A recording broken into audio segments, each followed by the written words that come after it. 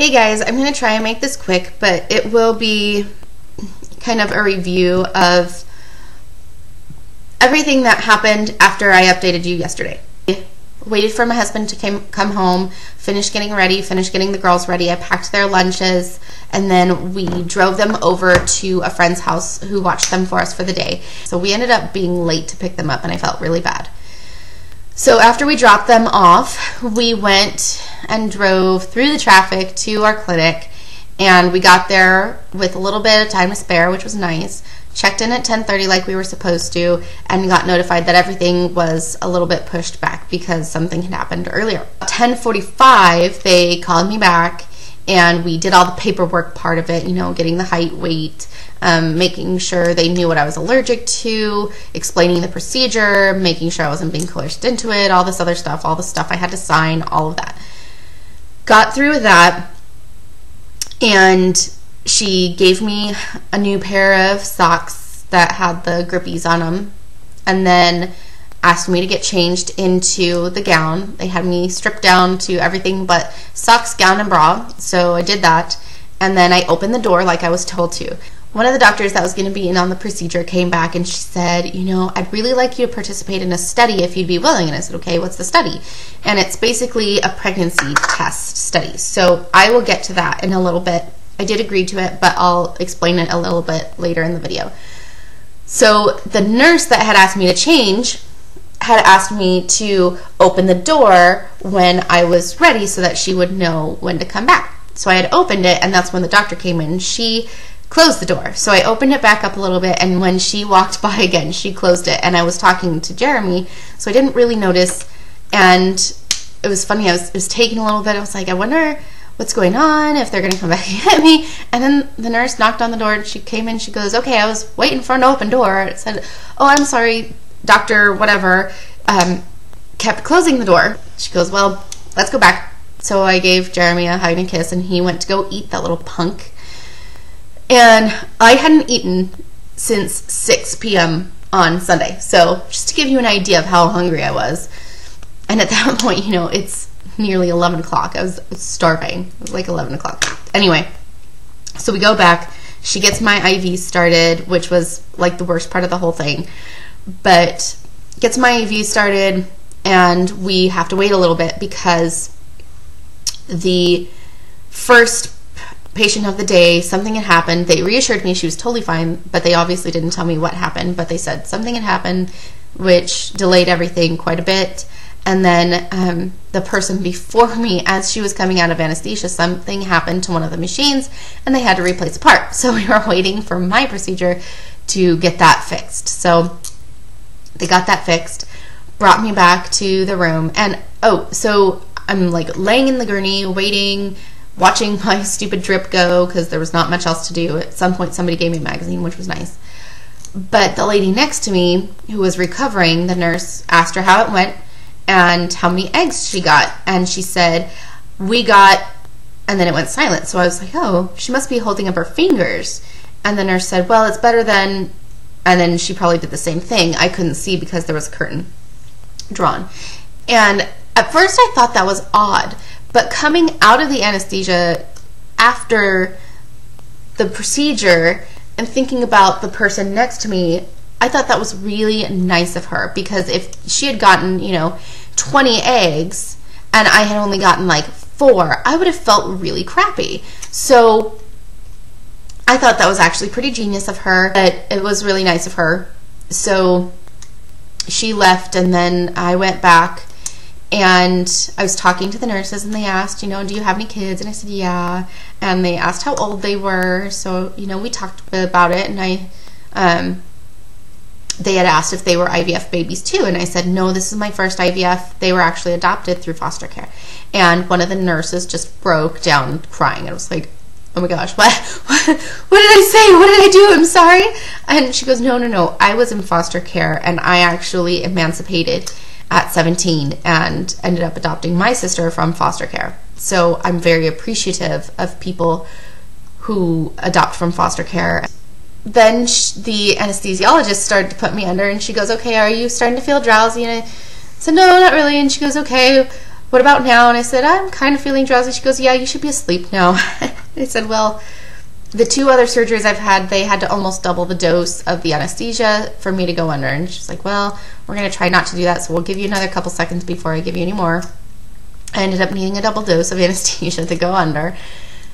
Went under, and then when I woke up, after the procedure was over, it was funny. They told me I wouldn't remember anything, and the only thing I remember until I actually woke up on the gurney was that when you're on the table, they take a sheet that goes underneath you, and then they wrap it, so it was underneath my body, and then they wrap it around my arm and then tuck it underneath so that my arms are kind of held to the side of my body instead of like flopping off the table. And I started waking up from the procedure on the procedure table, and I looked at the doctor and smiled, and I was like, let's have a high five. And I kept trying to high five her, but I couldn't get my arm out because it was, tucked into me. And it was like Olaf from Frozen. I went, oh, look at that. My arm is tied down. They just all started laughing and was like, hold on. So they untucked my arms.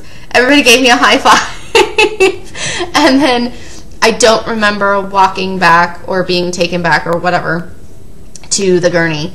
But then a couple minutes later, they said it was only 3 or 4 minutes later, I really woke up from the anesthesia. And goes, well, since you're awake, do you want some juice? Do you want some crackers? We're out of graham crackers, so we only have saltines. So I turned down the crackers because saltines make me my throat and my mouth just really dry. So I said no, but I would take some juice. So I had some juice, and then I stayed back there for another 20 or 30 minutes while things wore off a little bit. And then they let me get dressed and go out to my husband. Went on to my husband. They told me that I had gotten 10 eggs, which I thought was really good. Like I said before, we had 13 plus follicles. The plus follicles after the trigger shot had gone down instead of maturing, which is fine. My clinic shoots for 10 to 12 eggs. The doctor was really happy with that. So that's all good. And then we ended up leaving at about 1:40. So it was a bit later than I thought. It was about an hour later than I thought it was going to be. So we got in the car, went and got the girls, and then we went and got me some lunch. They had told me to start with just really bland foods. But all I could think about was a burrito from this one place that's kind of close to us. And I kept telling Jeremy, I just want a burrito. That's all I want. That's all I can think about.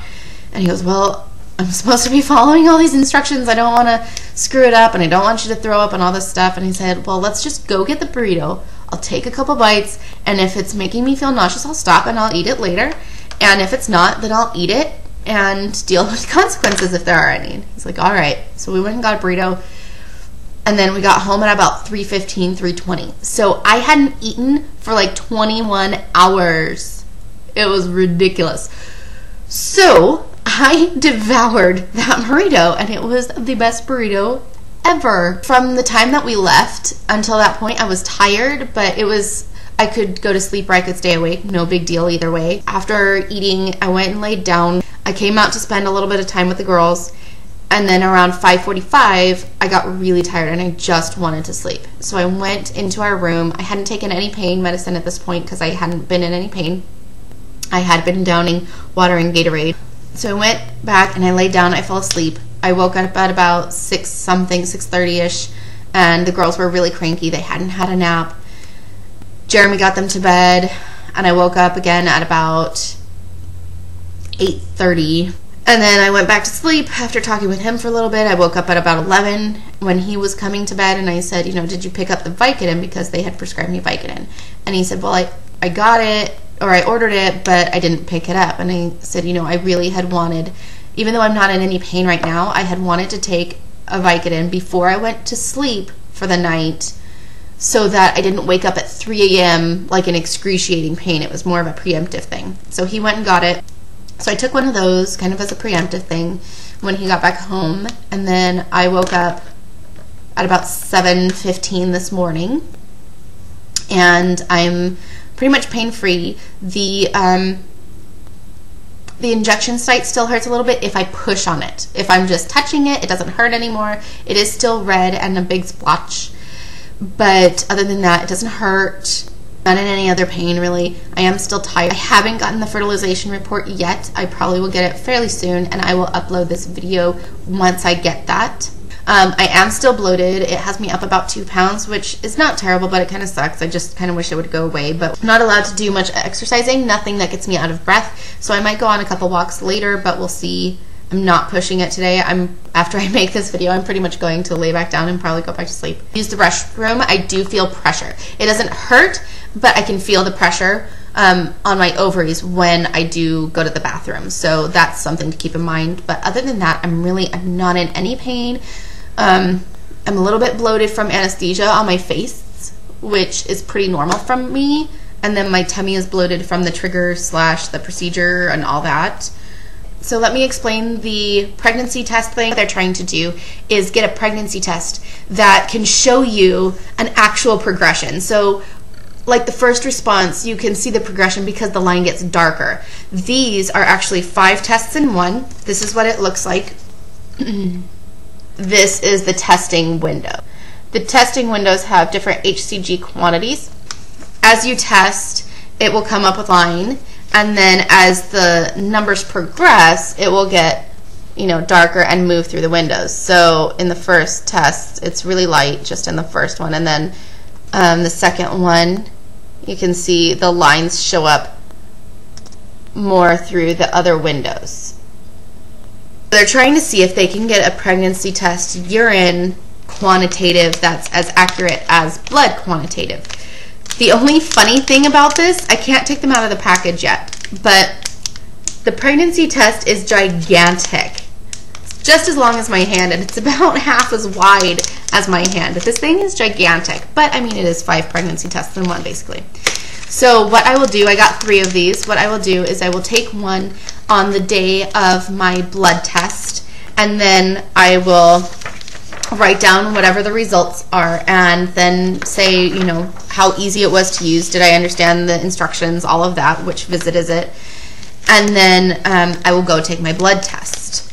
So they're really just trying to see, how accurate these are, if they can really get one that's as accurate as a blood test. So I decided to go ahead and participate in that because I thought it was pretty cool, and it's nothing that's going to affect me or my embryos anyway, so whatever. And then I will end up, because I'm participating in EVA and because I'm participating in this, they actually require that you have an ultrasound at 6 weeks so that they can confirm whatever the results are if you get positive. And then they confirm it with a heartbeat. The report that everybody is actually waiting for, I'm sure, is the fertilization report. I got the call a couple hours ago, and I had actually recorded it and put it in, but the sound wouldn't come up. So I had to re-record it because most of you aren't lip readers, I'm sure. So we got the call. Out of the 13 follicles, we had 10 eggs, like I said. Out of the 10 eggs, 1 did not fertilize at this point, 4 fertilized abnormally, and 5 fertilized normally. So I'm not sure whether they throw anything out at this point or not. I can't quite remember. I remember them saying something about not throwing things out, but I'm not totally sure. So we have 5 totally normal embryos growing, and hopefully they progress really well. And then we have 5 that are inconclusive, I'm assuming is what abnormal would be at this point. And so hopefully those grow well too, and maybe they'll, pick up, and I don't know how that works. But I'm kind of counting my chickens as we have 5 embryos at this point, and hopefully those continue to grow. On Thursday morning, we will get a phone call giving us our report and telling us whether we will be doing our transfer on Thursday morning or on Saturday morning. So I will let you guys know on Thursday what happens. And, we're still kind of on the fence as to whether we are going to transfer in 2 embryos or 1. I really want to do 2. My husband wants to do 1, but we'll see. I think part of it depends on the quality of the embryos, how many make it to that point, whether we'll have any to freeze, that kind of thing. We'll really see on Thursday how everything progresses. I think that's it, and I will talk to you guys later. Got through this whole update. You guys deserve a cookie. Go grab one and have one for me. So I'll talk to you guys later. Bye.